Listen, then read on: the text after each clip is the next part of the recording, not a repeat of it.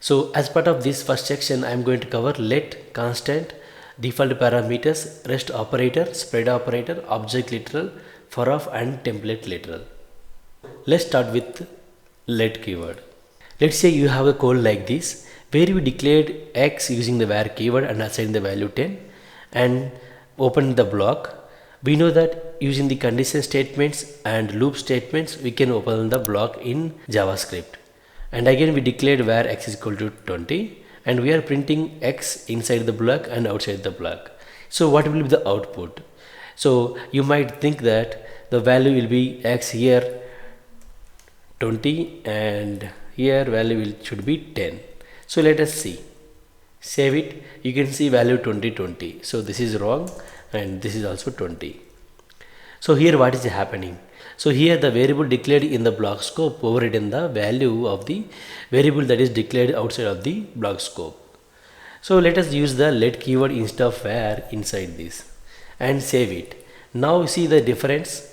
Here var x is equal to 20 and you can see that here x is 10.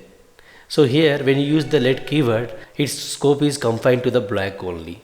So with var, when you declare variables outside of the function, then the scope will be global.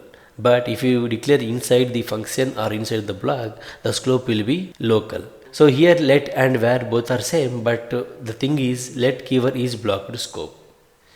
And if we change let here again, let x is equal to 10 and you can see the same output. And let us see another difference. So the variables that you declared outside of the function will be added to the window object, whereas if you declare them using the let keyword, they will not be added to the window object.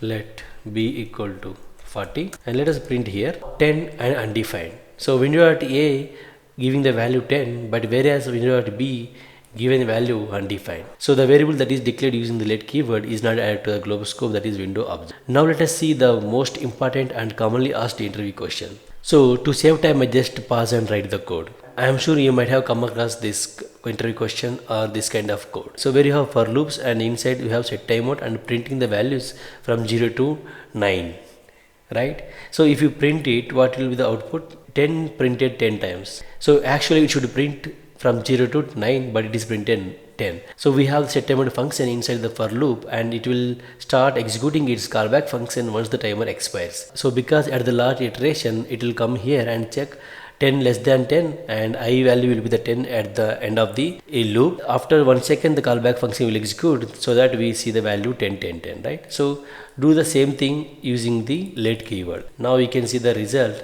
0 1 2 3 4 to 9. This is because of let keyword creates the block scope. Even if you remove the set timeout function like this, print console.log and just keep instead of let use var 0 1 2 3 4 till 9, right, values, and let's just come out of this loop and print I. Here you can see outside of loop value 10. Even though you used I inside the for loop, it is still accessible outside and this is not good. For some reason, if you are using the I keyword somewhere else, then it will cause the problem. For that, it is always better to use the let keyword. So it to create the block scope and you don't need to worry about any references. Uncaught reference error, I is not defined. Now let us discuss about const. Const is also similar to the let keyword, but only thing is you can't reassign value to the variable of const. Version 10, and if you try to assign the value again, version 20, and if you save the file, you can see uncaught type error assignment to constant variable. So you can't reassign the value to the constant variable. And if you have an object like this, you can modify the object like this. So you can modify object like this which is declared using the const. And now let us see default parameters. So I just comment this code. So let's say we have a function person. So I am sure you might have come across this kind of code. So where we declared the person and we are setting the default height. So when you don't pass any arguments to the person function, then we are assigning the default height 170 and 30. So instead of writing code like this, you can use the default parameters, like instead of this, just keep the height and here just assign the value 170 and here assign the value 30. So here what is going to happen?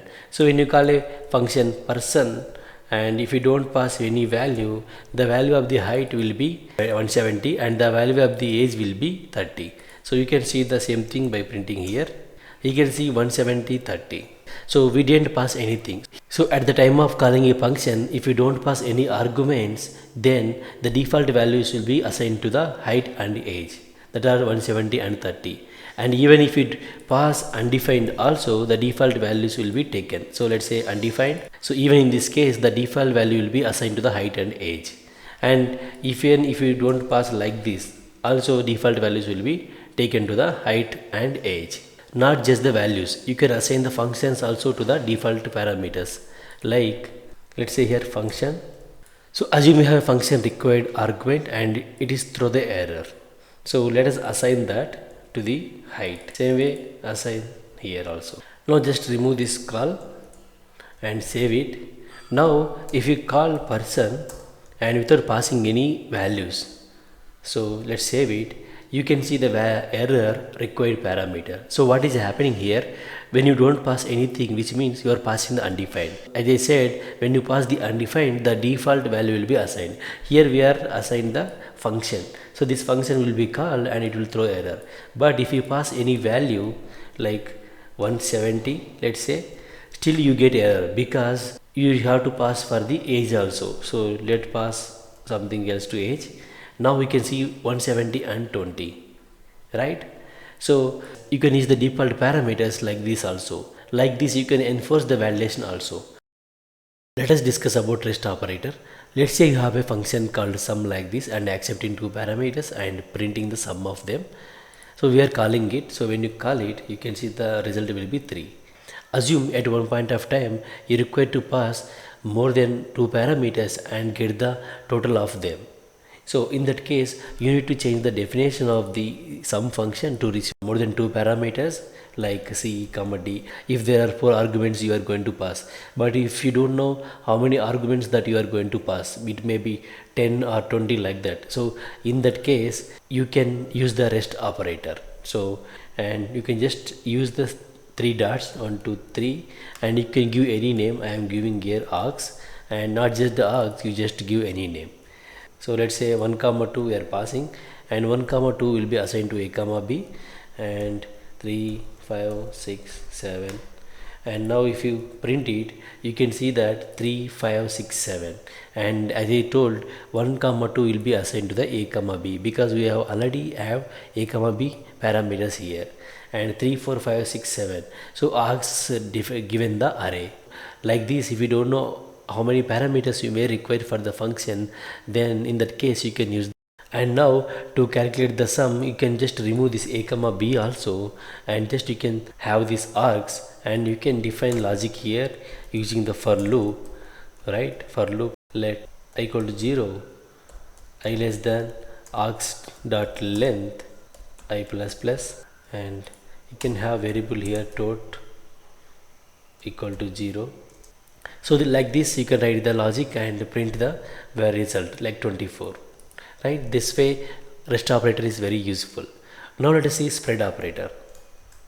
REST operator is very useful. You can see that this operator is being used very often in JavaScript, Angular, React, or any other JavaScript library or framework.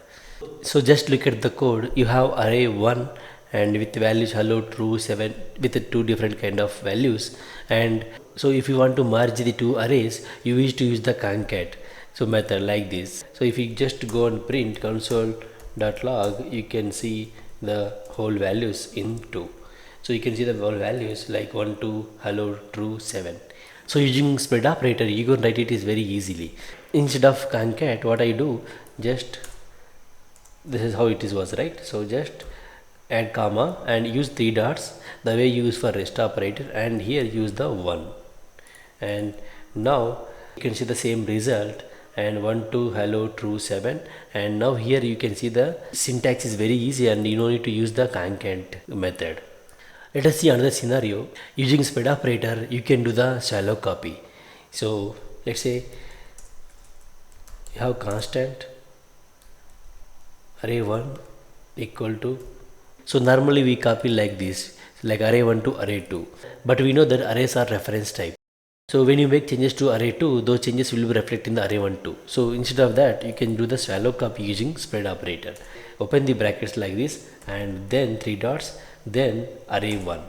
Now this is swallow copy. So to prove that, just I will add another item to the array2. Now array2 contains all the items of the array1 only, like 1, 4, 5, 6. Now what I do, I just add array2 dot push add such a 90. And now let us print both array1 and array2. Console.log, you can see that array1 having 1, 4, 5, 6 and array2 is having 1, 4, 5, 6, 90. Adding the item to the array2 didn't affect the array1. So which means it is swallow copy. So using spread operator, you can do it very easily. So let us discuss about object literal, right? So let's say you have a function, in ES5 we used to return the object like this. So like name and name, age. So we know that this name refers to the parameter name and this age refers to this age, right? Now if you call the person, we get it. If you call this person object, you can get name Krish and age 30. So this is how we used to write. So now instead of this one, you can just simply write name here, just remove this, and age, just remove this. Now just again save it. You can see the same result, Krish age. So here what JavaScript will do, so JavaScript will look for the similar variable names in the nearest scope. So if it found those variable names, it will assign the value of those variables to these object keys. Let us see another scenario.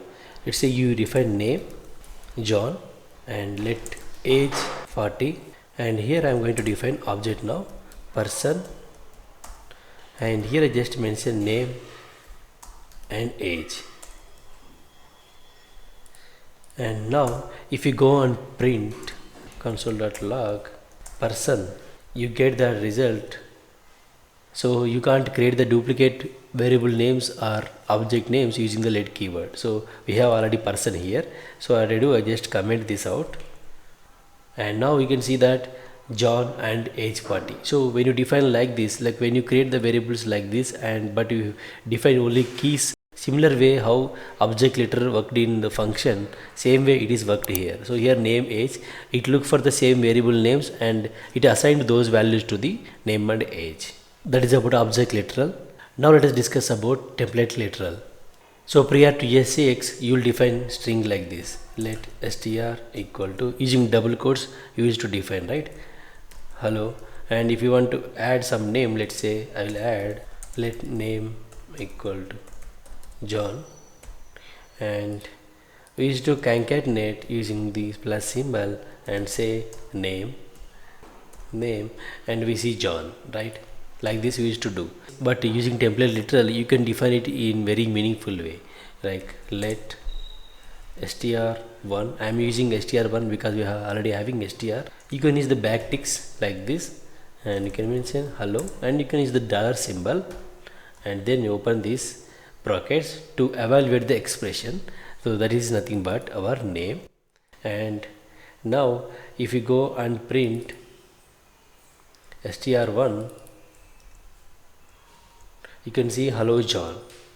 Sorry, earlier we need to print str1. I just printed name. This is very simple way, and you can use this dollar symbol and you can mention that name directly here. Even you can define the multi-line strings very conveniently. So let multi-line, and you can use the backticks and you can write whatever, and like this you can define it. But in ES5 you used to use the plus symbols and it was not very convenient and it was not very beautiful. You can see the uses of this template literal very often in working on JavaScript or React or anything, like where you forming that HTML string or where you creating the templates and printing the values using the loops. Now let us go to our next concept, that is for off. Assume you have customers array like this, and if you want to iterate it, you use the for loop. Let I equal to 0, I less than customers dot length I plus plus. To display the name, you will be using console.log customers of I dot name, and same way you use for age customer dot name age, and if you save it, you print John 20 Chris 30, right? This is how you used to write the code. So you can make this code very simple using the for of. So for let C of, you can use any name, C of customers. So here C refers to the single customer at each iteration. Just console.log. Now you can write, instead of customer of I like this, just you can write C dot name and C dot age, and if you print, you can see the same result, John 20 Chris 30. So this is the simple logic and compared to this one, and this is how you can use the for up to iterate the object arrays mostly. So by this we completed our first section. If you have any doubt, please leave a comment. Now let's move to section 2.